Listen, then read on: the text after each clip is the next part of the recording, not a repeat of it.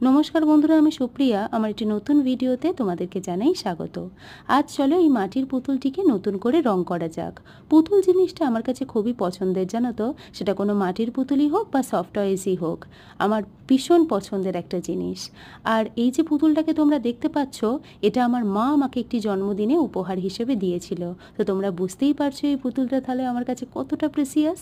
তো আজকে এই পুতুলটিকে আমি বিভিন্ন রঙের ব্যবহার করে নতুন করে একটা লুক দেওয়ার চেষ্টা করেছি, এবং ভিডিওর শেষে আমি একটা বিফোর আফটার লুকও তোমাদেরকে দেখিয়েছি।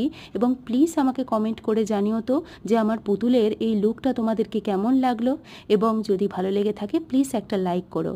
আর পাশেতে দেখো যে দুটো পাখিকে দেখতে পাচ্ছ, এই দুটি পাখিও আমি নিজে রং করেছি, এটা পুরী থেকে কেনা। তো প্লিজ আমাকে কমেন্ট করে জানিও তোমাদের এই লুকটা কেমন লাগলো। আমার এই পুতুলের যদি ভালো লেগে থাকে প্লিজ একটা লাইক করো আর আমার পাশে থেকো। ধন্যবাদ অনেক তোমাদেরকে।